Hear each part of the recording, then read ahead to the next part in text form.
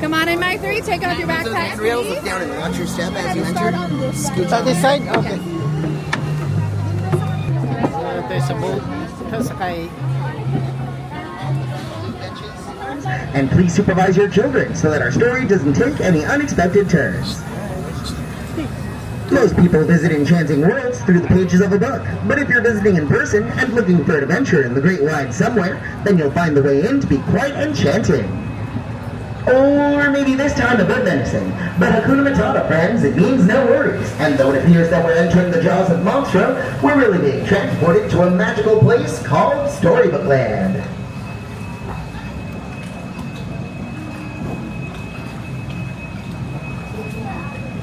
Our story begins, as all stories do, with once upon a time, and in this case, a big bad wolf, whose cave you can see just to our left. The big bad wolf is always after the three little pigs who live in the three houses just across the way. One made of straw, one made of sticks, and one made of guaranteed wolf-proof bricks. Just around the river bend to the left, you'll see a quaint English village, which is the home of Alice. One golden afternoon, Alice followed the White Rabbit down the rabbit hole, and found herself in Wonderland, where things only got curiouser and curiouser from there. There are many fantastic places here in Storybook Land, like London Park to the right, where Peter Pan took Wendy, John, and Michael Darling all the way to Neverland. How did they get there, you ask? Well, they flew, of course, with a little bit of faith, trust, and pixie dust. Now we're going to make one jump ahead to the kingdom of Agrabah, a city of enchantment, where one day a street rat named Aladdin bumped into Princess Jasmine in the marketplace and stole her heart. Through the power of love and the help of a genie, Aladdin and Jasmine got married and now live in the Sultan's palace to this day.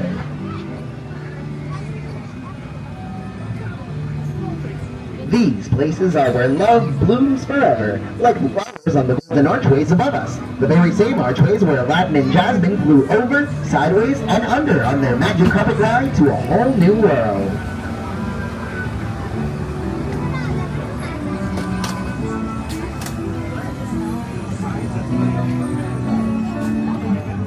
While these stories are filled with love and light, they also have their dark places as well. Places of mystery, like the Cave of Wonders just up ahead.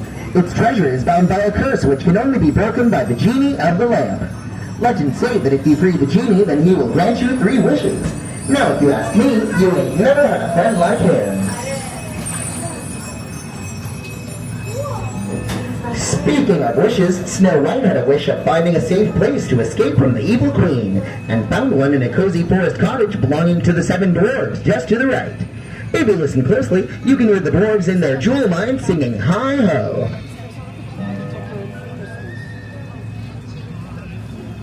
Cinderella had a wish of attending the royal ball, but her wicked stepmother forbade it, and left her behind in the blue-roofed chateau to the left. The fairy godmother granted Cinderella's wish, but when she failed to leave the ball by the stroke of midnight, her carriage turned back into a pumpkin, which you can still see on the bridge just up there. While magic has its limits, true love does not, and now Cinderella lives happily ever after with her prince in the castle.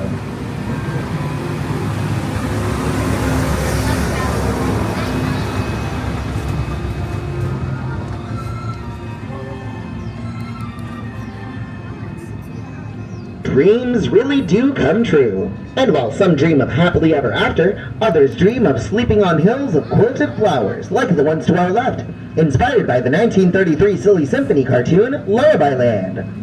There is magic everywhere here in Storybook Land, like the magic that keeps these miniature plants forever young, thanks to the enchantment of Tinkerbell. And it's magic like this that inspires creative minds the world over, like master storyteller Walt Disney, and continues to inspire stories to this day. Just up ahead to the left, you'll see the stately manor of one J. Thaddeus Toad, or as we like to call him, Mr. Toad. Unfortunately, friends, it looks like Mr. Toad isn't home right now, as he's likely away in his motor car on a wild ride to nowhere in particular.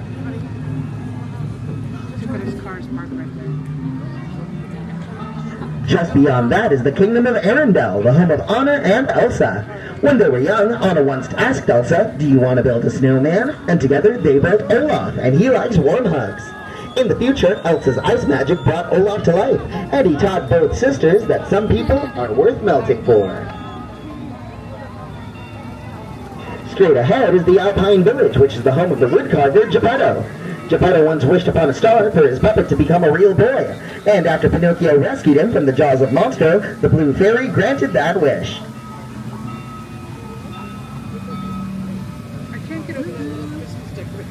Geppetto's wish is like those found in so many stories, like the story of a little mermaid named Ariel who followed Prince Eric to his castle on the right. Ariel made a deal with an evil sea witch to trade her fins for a pair of human legs, so that she could become part of our world. Hers is a story that follows in the shadow of her father, King Triton, in the underwater city of Atlantia to the left, and spills out into adventures that ultimately end, as all stories do, with